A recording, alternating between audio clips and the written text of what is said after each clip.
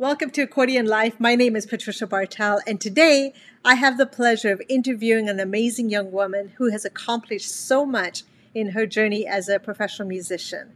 I first met Alicia Straka at a festival when she was just a little girl, and you're going to get to hear about some of the stories that have really shaped her life. What I love about Alicia is she's a kind, genuine, down-to-earth person and has a fun personality.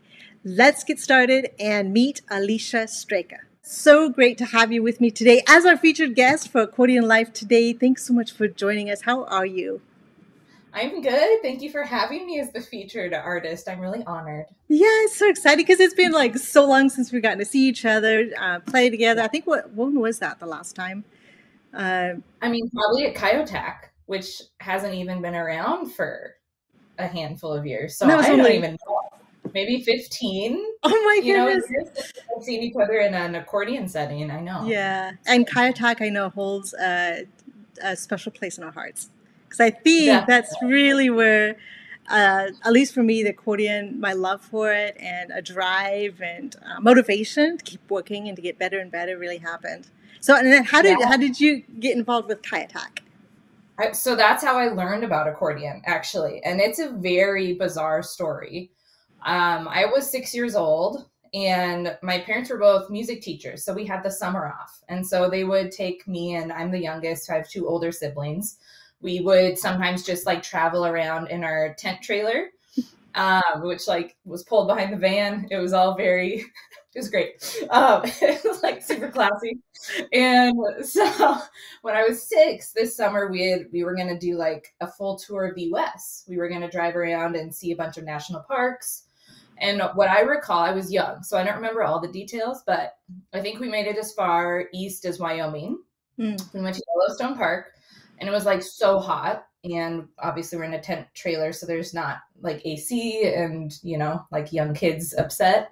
So I think that we decided to go north, and we had met some strangers along the way that were like, you should go up to Canada. It's beautiful. Like go up to Banff. They're like, it's right above the border. Like you can just drive right over. So we were headed that direction. And I guess the location that we crossed from the US to Canada was like right in Kimberly, BC territory. Mm-hmm. So we happened upon Kimberly, British Columbia, which happened to be the week that Kyotak was taking place. We had no idea what it was. And we were just trying to camp. There's like no camping spots. So we camped in a horseshoe pit at the campground because it was completely full of accordion players. And we were like, what is happening in the city? But then they were like, you gotta go to the arena. You gotta go to the plaza, check it out. And I had started piano lessons when I was 4. As my parents were music teachers. So I was already involved in music, but there was no plan for accordion, to my knowledge, to be introduced at any point. And were you family, your parents, I didn't know they were music teachers. They're both choir teachers. They're both retired, but both of them taught choir. Yep. Oh my goodness. Okay, so you did piano then. You started out with piano. Yes, so they started me in piano at 4, and I sang in their, community choir, their children's choir when I was like 2. So I was already starting my musical studies, but accordion was nowhere, in the plan. What I did end up learning is my grandpa used to play accordion, and my mom I didn't know this, she's 100% Swiss. She's so proud. And so the Swiss heritage, there's like accordion in that realm of the family, but it's not something where it was like, oh yeah, accordion's a part of the family. I'd never heard one. I'd never seen one. Mm-hmm. So it still, even though I learned that there were some like family ties to this Swiss heritage and accordion in that setting, had been my mom never played it. My dad didn't play it for sure. And I think that one of the reasons I was able to take to it quickly is because I had started piano. And so we were there at Kyotak. What year would that have been? I was born in 91. So 97 was the first year we were there. Wow. Yep. And I had an accordion lesson with Carl Heinz in like this little back room, like closet. And, like recognize the piano side. So I was like, okay, cool. And he taught me some chords, and I think I played on the Platzel that year. I like definitely took to it quickly. Wow. And, you know, songs from Palmer Hughes. And yeah, the Platzel was so special. I so loved special. I mean, all of it was. I mean, but I just the whole atmosphere. So, just for our viewers and listeners, can you tell them what Kayatak means and what that event is? Yes. So Kayatak stands for the Kimberly International Old Time Accordion. I actually always forget. Is it championships or competition? Championship? I think it was championships. I think so. Well, you know what, Jeannie Irvin, I know you're going to watch this, so just clarify that for us, would you? Yeah, clarify. I can never keep it straight. Yeah, so it was like this really big accordion festival that had competitions for a whole range of ages, starting from, you know, the youngsters all the way through elderly people to have this stage to compete on. But then it wasn't just a competition. There was like the whole city was overtaken by accordion. And they had remember one time, I think Jeannie was telling me, Jeannie Irvin, who ran the whole thing, was just amazing. She said, I think it was like 10,000 people or more would come through the city that week just for that event. It was huge. Yeah, like a major tourist attraction for Kimberly for sure. The setting, I think, is important. Kimberly, BC is very much like a Bavarian style town. And it's this little town, right? But it really, I think, came to life with the Accordion Festival, because that just fit. It's like Leavenworth now. You know, I think it's like the version of Leavenworth, Washington up in Canada. Yeah. And the whole campground, when you tell me about the campground, because it's just like we overtake it. And I remember my family, that's where we stayed. And it's just walking across the little road. It's like, come join the jam with us and do this. And that was some of my most favorite memories. It was the campground. Totally. Yeah. Oh my gosh. I remember loving the campground too. Yeah, that was so. Yeah. So then from there, you had the piano, and you know your parents are choir teachers, and you were doing voice then. So just singing in like a choral setting. So, and then I know that comes into the picture a little bit later. But so growing up, so you did both piano and accordion at the same time. Did you just take the two, or did you end up kind of focusing on one more than the other? Or how did that? It's a great question. I took them both at the same time for many years. Because we met Eileen Hagen, who became my primary accordion teacher for my whole childhood when we were at Kayatak that year, which was crazy because she lived in Portland, Oregon, and that's where we were from. So we were like, oh my gosh, we can like get an accordion and go back and take lessons. And my parents were like, great, add this to your instrument, your studies. So from the age of 6, I continued with piano and then added accordion with Eileen. So I took private lessons for both up until like middle school. What's that, like age 11 or 12, I think. My journey with piano was a little different because I was taking classical piano and I had a really intense teacher, and I wasn't doing great with that. I definitely was like, I would say pretty natural talent. Like I was playing well, even though I wasn't practicing nearly as much as she wanted me to. And it was hard to balance it all. I was also taking accordion, and then I also love sports. And that was something that my parents do, which I think I definitely had friends. I think back on this, like friends in the music world that kind of didn't get that option. They were like, you're good at music, like you are focused on music, stick with this path. And even though my parents were musicians, they let me do it all. So I would be like, I was way more into soccer than I was music, quite frankly, probably until high school.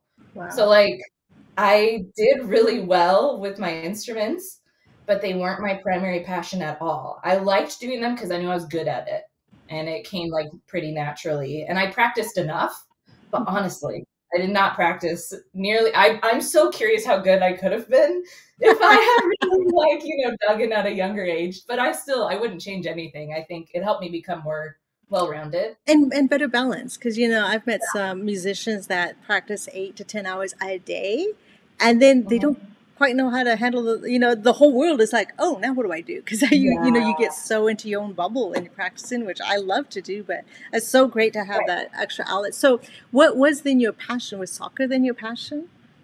I would say, like when I think back on if we did like things in school where it was like, what do you want to be when you grow up? I used to say like Mia Hamm. I wanted to be a soccer player. which is absurd because I was okay, but I was not on a path to be like a professional soccer player at all.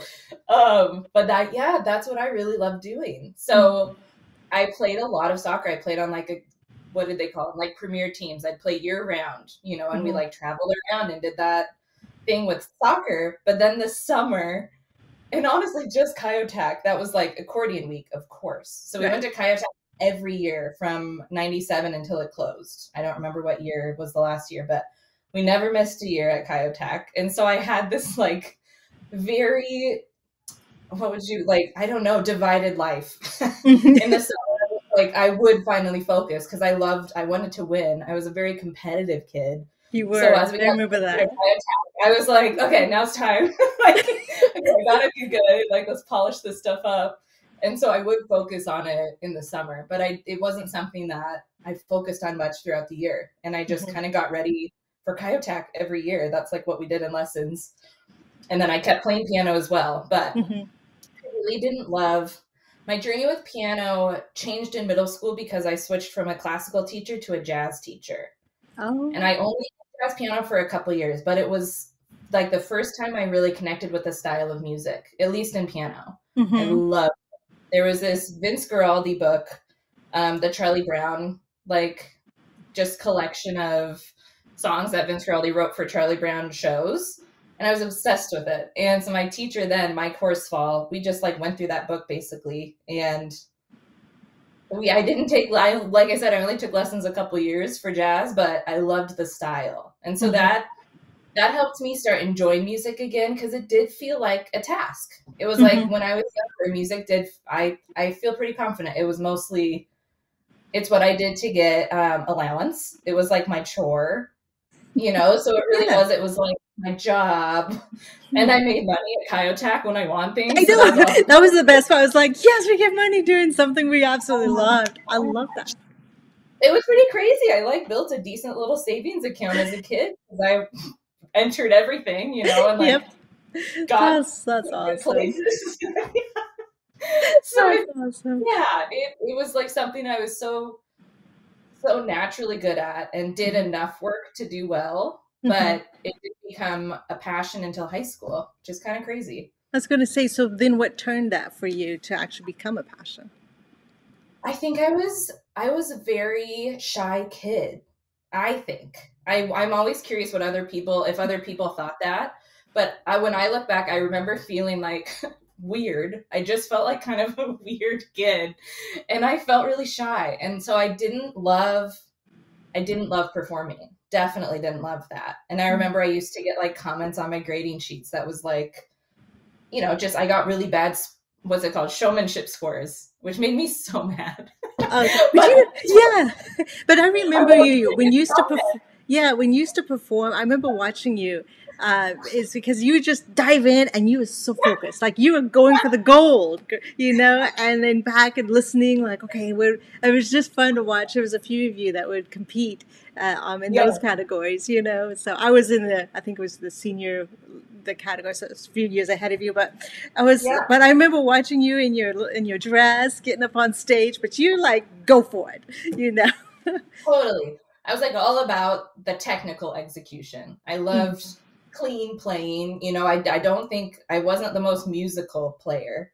I was really about like, I'm going to play this perfectly. And I didn't look up and smile. That wasn't something that felt natural to me. And I had a big gap in my teeth. If I'm being honest, I bet that was part of it. I like didn't love my smile, which is so sad, but that's like, little like self-conscious things. And so I totally just like, I was like, I can do this, so I'll just nail it.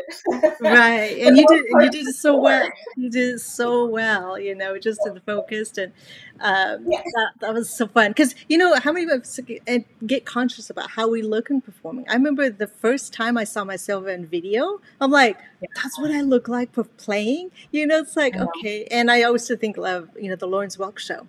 Myra would come out, everybody's got a smile, and they'd make it look like fun. And we're like, okay, I can learn to smile more while I play. And it's a learned thing, I think.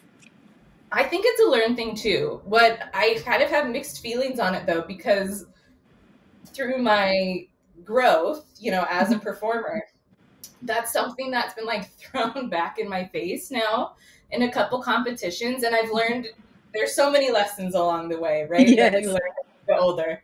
And there was one, I think this was when I was like 18, when I played in the Roland competition. I will never forget. So they did feedback that was the style of like American Idol. It was like, it wasn't written cards that you read later. Yeah. You like interacted with the judges in real time in front of the audience. And there was a lady who was a judge. I don't remember her name and I wouldn't want to call her out anyway, but I will never forget this. It stuck with me. She was like, "It looks like you sleep with a coat hanger in your mouth." I was like, what the F? I'm told my whole life, like, you know, you need to like, and it was just like, you can never win. It's wow. The competition setting can be so brutal. They can be brutal. Thankfully, I'm so glad Kimberly was not like that. You know, they were always encouraging, because I think, you know, now when you did the Roland, it was in Rome, right? Yes, that was the second stage of it. The first one was in the US, which was in LA. Okay, and that's where you had that experience. Yeah. Oh, okay, I was going to say. Okay, there's no excuse for that. Yeah, no, that was in the US. That was the first stage. And I think it bothered me a lot then. It doesn't bother me now, but it just kind of blew my mind. It was one of those turning points where I was like, oh yeah, there's always going to be people I can't please. Like, let's learn that lesson early. Yeah. Because this is what I'm supposed to do. And that more than it's what I'm supposed to do, I really think that my performance style just kind of grew up with me as I became more outgoing. Mm-hmm. And that's kind of where I was getting to when I was younger. Like, I liked competing because I liked the opportunity to be the best, or told that that's so terrible. Yeah. It's not, but right. I like, yeah, but you still have to have some of that. Yeah, right. That's true. You need a little of the drive. But I didn't like performing. And then I just got more outgoing. The older I got, I think I became more interested in like meeting new people. And I just was more confident in myself. And so when that happened, that's when I started being more passionate about performing, because I liked being on stage. And now, like, I love it. I love entertainment. I find joy in that. And I don't have to paint a smile on my face. Like, I'm smiling if I'm enjoying myself, you know, and if I'm not smiling, I'm in a different mood. So in other words, what I'm hearing is just beware if Alicia's not smiling, just know something's up. Is that what it is? Yeah, totally. She's having a day.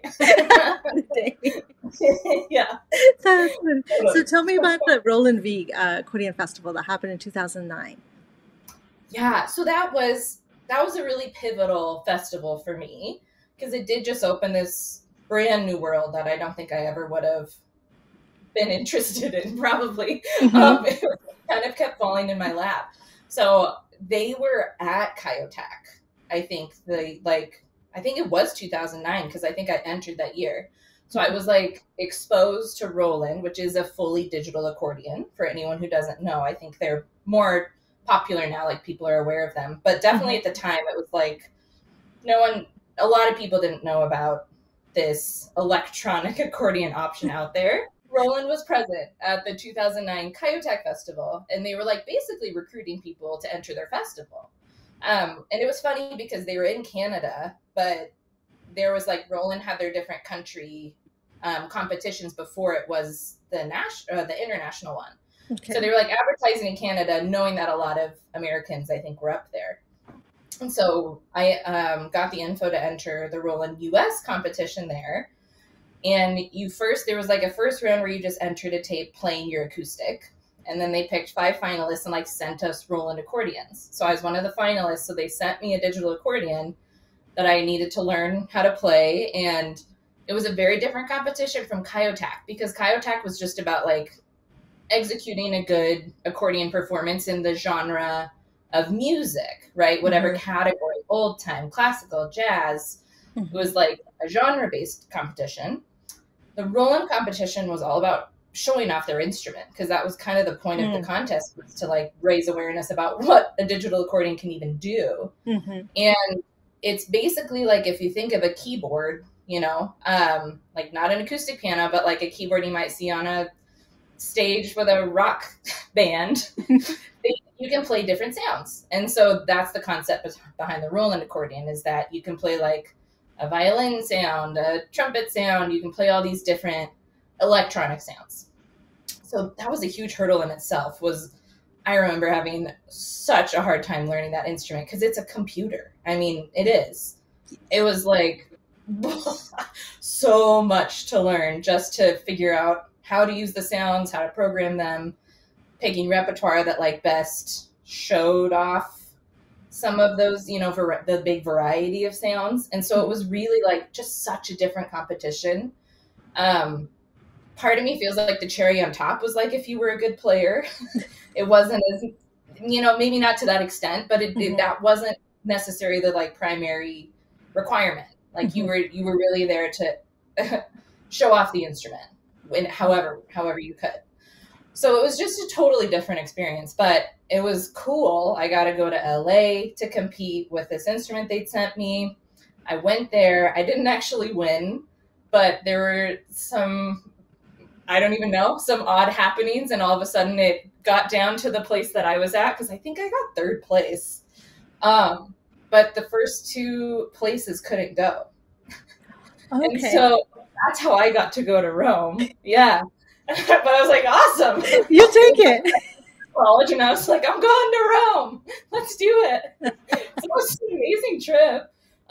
And, you know, I had to make, I think, a longer program to do the Rome Festival. I think you needed like 2 rounds.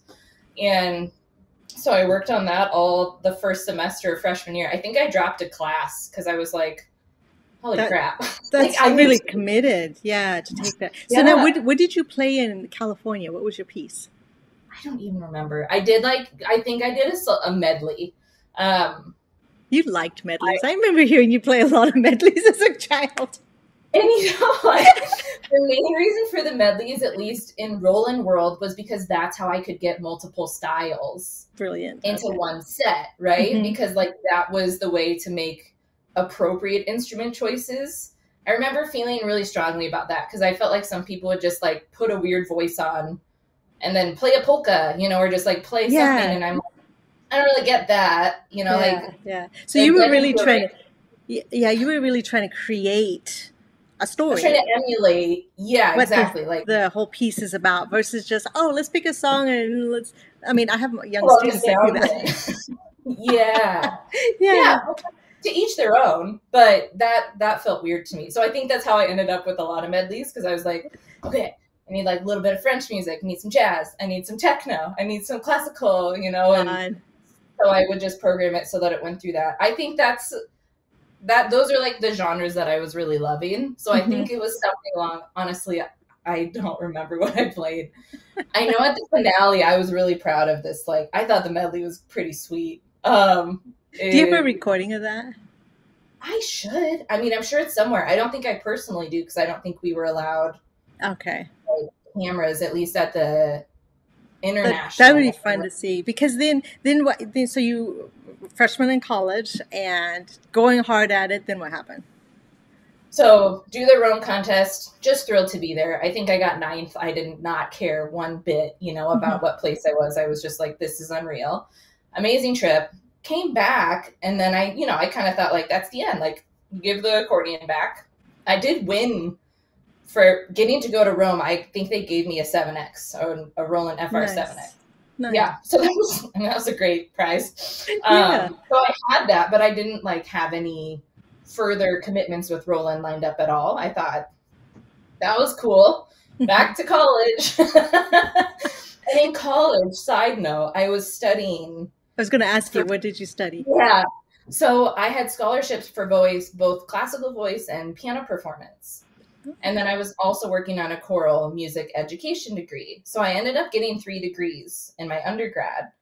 And it was, I mean, anyone that knows what music school is That's insane. It was an insane load of classes every semester. Do we have semesters? No, I think we had quarters. Yeah. And some of those music classes, I mean, remember when I was at Whitworth University, it's like 1 credit. I'm like, I do all that work for 1 credit. It's like, and so you have to stack up all these 1 credit, 2 credit classes to get to your whatever. And it's like, it's when you're triple majoring, I totally hear you there. Wow. It was a lot. And I didn't start out with that as my plan, but both of my private teachers, they were like, you may as well add it. Of course, why not? It's so great, just add it. And I was like, okay. Why? So that, yeah, like a lot of things crossed over, but it kept, there was like 4 recitals in my time because I had to do 2 recitals for both voice and piano. Wow. Like, so much music. So that was all happening. But meanwhile, I also started working for Roland because they reached out after that first festival in 2009 and asked me to play NAMM in 2010. And for those that aren't familiar with that, that's called the National Association of Musical Merchants. It's a NAMM. big deal. It's a huge event. Yeah. Wow. I really did not understand what I was getting into. I was like, yeah, it pays me. This is awesome. I need money. And you get to play. I'll be there. Yeah. So that kind of started this relationship with Roland where I was an independent contractor for them, throughout college. So I wasn't like working any hourly thing because that would have been impossible. But I would do trips for them and do shows throughout all of undergrad. And that was a really cool way to make money and keep like building this relationship with them. Yeah. Wow. And through that, you learned a lot about business and marketing, right? So Alicia, when did the injury happen? Because you had an injury with your left arm, was it? Because that's pretty important as an accordionist. Yeah. So that was terrible. I graduated undergrad in 2013. Yes, that's correct. And then just a couple years ago, right? I don't know the years. In 2013, and originally my plan was like when I entered undergrad, I thought I'm going to be a choir teacher. That was my plan from like high school. I realized I really loved it. Also, it probably was influenced by my parents. I was like, that's a job I get. I've seen them do that my whole life. So that was the plan. And throughout college with the Roland opportunities, with more performing opportunities, I realized I liked teaching, but I wasn't ready to like go into a public school and start a program. That just wasn't my passion yet. Mm-hmm. And so I took that. I was like kind of thinking I would take a year off, but then I got this job, a full-time offer from Roland.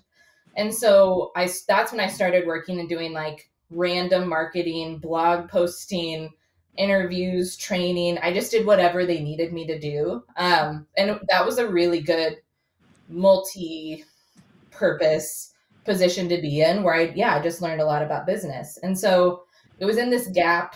It was supposed to be 1 gap year. It turned into 2 gap years where I was just trying to decide what I wanted to do and was working full-time with Roland, probably a lot for health insurance and to make money and for the opportunity. But it wasn't like, that was never my plan, was to be like in business. I was just kind of deciding, do I go to grad school? Do I want to go teach? What do I want to do? And so it was in those 2 years where I was still performing quite a bit. I was like, even just for Roland, they would still send me out to do performances. So I was still working on my music. It had definitely focused more on accordion, which was so funny because I just had graduated with degrees in opera and piano. And then I was like, and accordion. Accordion was like always on the side, but always the star. It's just now to it. It is finally actually like more of the star of my life, but it took a while for me to accept it. I really focused on other things for a long time. So I'm doing this accordion in this gap year, and I'm sure anyone who plays accordion knows this. You get pain in lots of places, right? Like it just takes a toll on your body. And I was having some pain in my hands and having some like just general stuff. I always felt that in my neck and my shoulders too. And I'm sure my posture wasn't great. And then working for Roland, I typed a lot. There was just so many things that, contributed to this bad posture. So long story short, I won't go into it because it was a total nightmare, but it was actually at physical therapy that I got injured. Ooh. So that's kind of a gnarly story that I won't go into. But it was like malpractice, and this treatment of my left arm left me without the ability to move my fingers. I like drove home that day and was like, whoa, my left hand was like in a fist. It was just stuck like a claw. And I was like like when I washed my hair that day, I just started bawling because my hand didn't do, like, my brain was not reaching my hand. Wow, that would have been really scary. Oh my God, it's like the worst day of my life. Yeah, it was, I can still, like, you know, physically feel that just total fear of, like, okay, my whole life. It's like, just vanishes in a moment. Yeah, it felt like that. And so it was only about a week where it was that bad. And what had happened, as I had learned, is like the nerves in my arm got impinged. So they just like were cutting off, basically the nerves couldn't get to my hand. Mm-hmm. And so I couldn't do anything. So after a week, like I could move my fingers, but I mean, they were so weak. Mm-hmm. And so it felt very clear to me. I was like, and obviously I went back and made treatment plans with other places and had scans, all of the stuff to be like, what happened here? What do we do? And so I had to do like occupational therapy and do all this work to get definitely like the strength back in my hand and the control. And so that's when my mind pivoted, because I just didn't know what I would return to. I didn't know how strong it would get. I didn't know if my endurance would ever be enough to like play a full gig again. Because when I played, it was just like so tired. Wow. My hand, would just poop out. And I'd be like, okay. And then I have to ice it and do the thing. So that was horrendous. Wow, that's amazing. And then just through that whole time, because this was after you graduated, right? And you're trying after to graduated undergrad, trying to start your career and everything. My goodness. So then you started you got involved in jazz more. I did not quite yet though. So this is where I decided, why don't I focus on voice?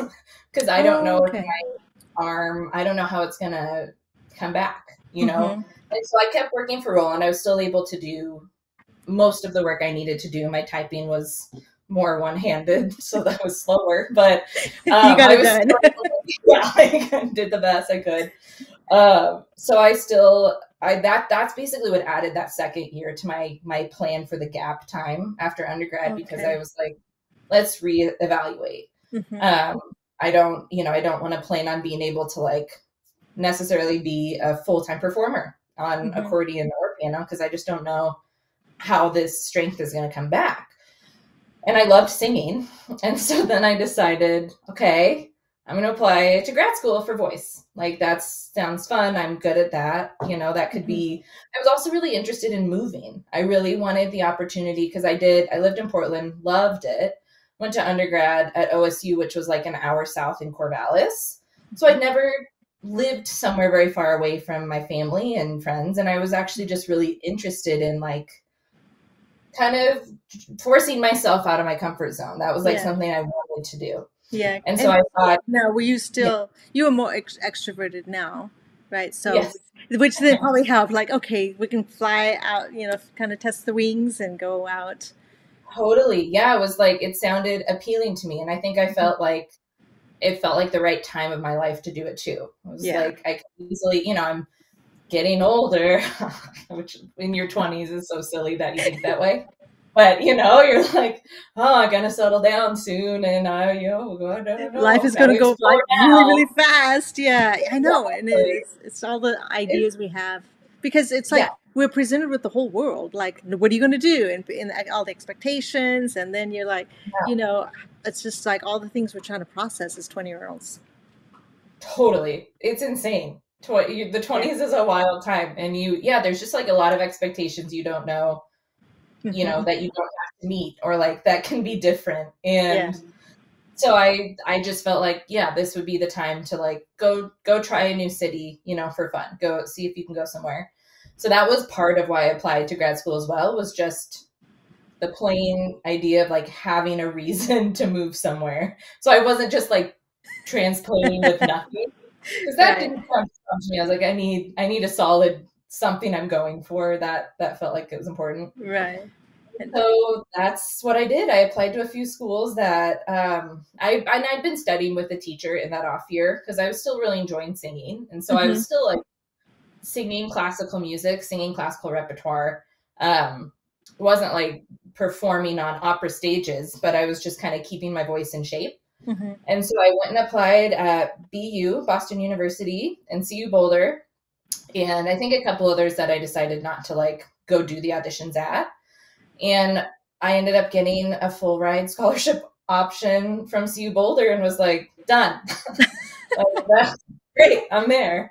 That, you know, that made the decision for me because I wasn't interested in a bunch of debt. Honestly, if I hadn't gotten big scholarships, I probably wouldn't have gone. So I'm so grateful that CU saw some potential, and that's when I moved to Boulder. And in Boulder is where I really started exploring jazz because their jazz community was so cool, so inviting, so warm, just so different from what I'd experienced.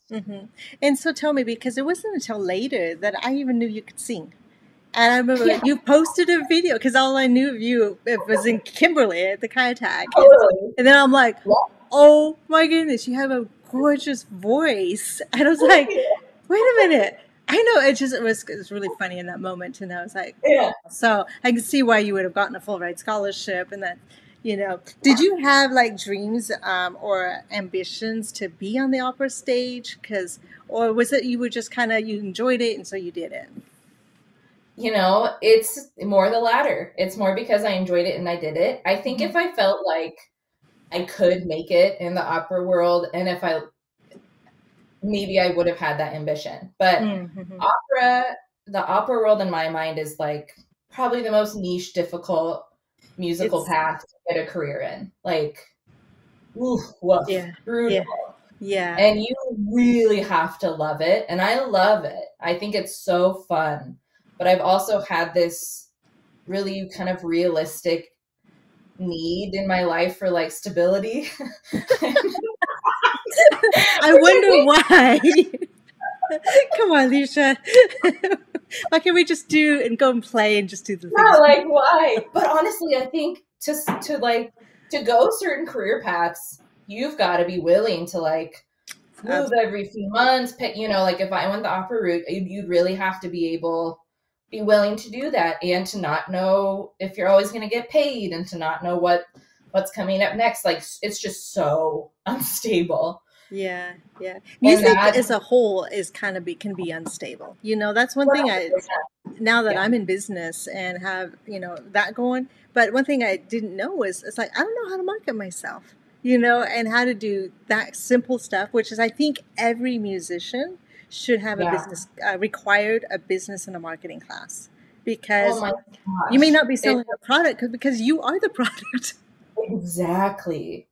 It's insane that that's not required in music degrees. Like easily that would be more, I agree. That's like the most important thing that you could take, and we don't take them in college.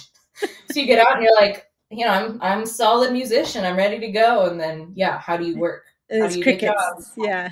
Crickets, exactly. It's like, I'm praying, come on, people, just come, you know. It was an eye-opener for me too. It's like, oh, well, how do I get more people, you know? Thankfully, I mean, obviously, as a musician, you're out performing. People do see you. But that only goes so far. But if you want to really build it, that's a whole other required skill set.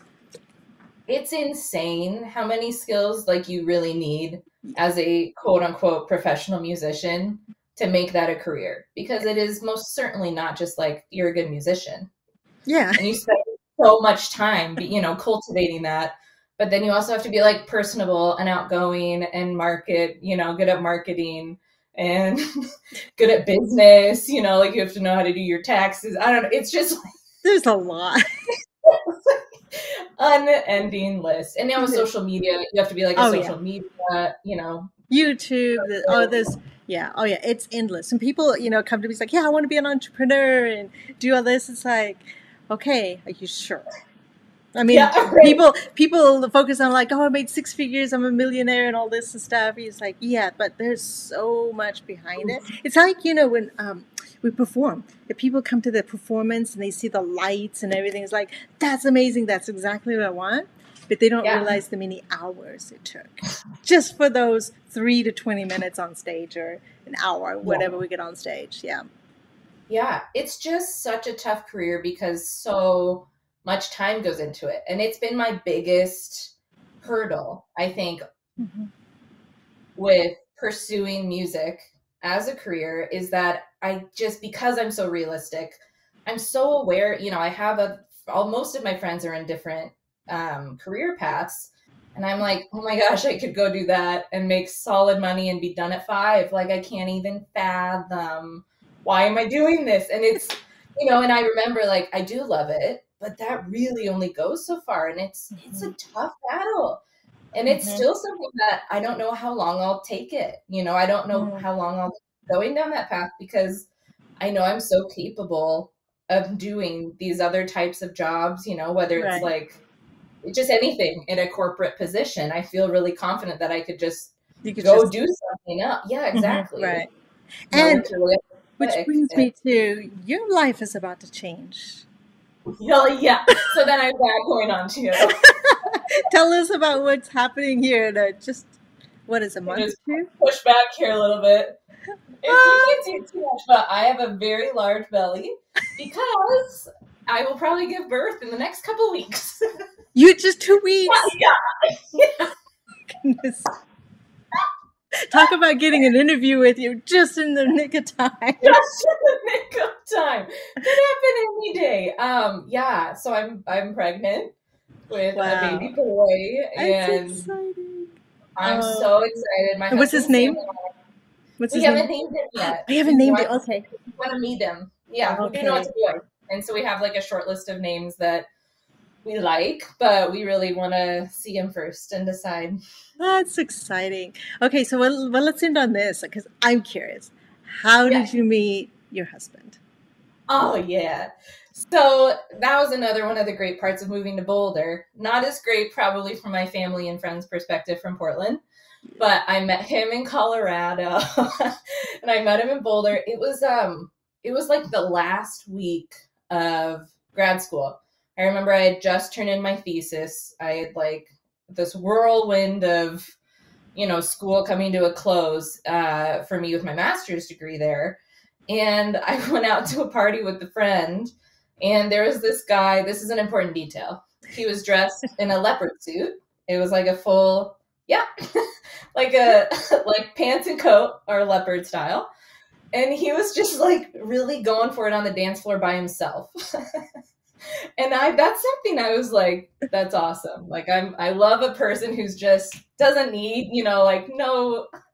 no self-esteem issues there. He's just like just free, totally free, very free. And so I went up and started dancing with him, and he knows this element, so I can tell it. Honestly, based on how good he was at dancing and the fact that he was dressed in a leopard suit, I thought he was gay. And I was just like having a good time with this fun dude that I was meeting. And then he asked for my number, and I was like, oh, really? Okay. And so I gave him my number, and we went on a date a few weeks later, and the rest was history. We just clicked really quickly and moved to Denver and got married, and now we're having a kid. You're gonna have a kid, a boy. Wow. Yeah. That's amazing. You've had quite a journey. From kayak all the way to, and of course there's a lot of other stories I know. We won't go through them all on this interview, but anybody wants to know, just hit me up and I'll tell you. Yeah, there you go. Yeah. The scoop. That was good. Yeah, so thanks for joining us today and just sharing your story, your perspective. And you've got a CD, right? Or is it coming, or what's happening? Coming out with one. Yeah. So I crowdfunded the funds to record my first original studio album. I have I have 8 CDs from my past, but they were mostly ways to just record everything I learned for Kyotech, quite frankly. I was like, I just learned all this music. It was like, I may as well record it, and people there like it, so they would buy it. Mm-hmm. But it was this very specific purpose. And so I've never actually kind of honed, definitely never recorded my own compositions, in a singer-song or, oh my gosh, what's it called? Singer-songwriting setting. That works. Yeah. Great, yeah. And so, I crowdfunded and raised the money to do this and went and recorded it at this really cool studio in Boston called Plaid Dog last December. And we had some follow-up musicians that we wanted to bring in that I just like virtually zoomed in to watch and kind of put my input on.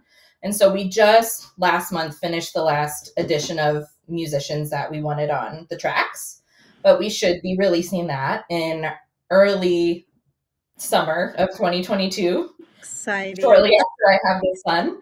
So yeah, it's called Doing Just Fine. It's fully original. The style is very French jazz, actually. Okay. And I have a friend who's French, so she helped me. I like wrote some of the lyrics. My husband wrote some of the lyrics, and then my friend helped us translate them. So we have like a French verse that's hopefully accurate or like kind of poetic, not just like literal, Yeah.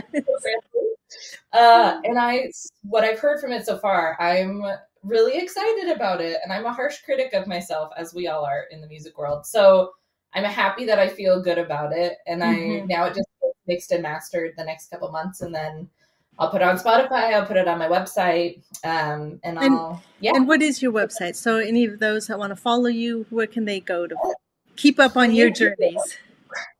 Everything like YouTube, Instagram, Facebook, my website, it's all Alicia Jo Straka. So my website's www.aliciajostraka.com. And then that's my like handle, right? Or my name for all of the social media outlets. Right. Okay. Well, that is amazing. And congratulations, number one, on your son and starting a family that way. And you got so many projects. I know there's other projects you're working on as I follow you on social media. So thank you, Alicia. Yeah, thank you, Alicia, for joining us. And we will see you another time. Sounds good. Thanks for having me, Patricia. You bet.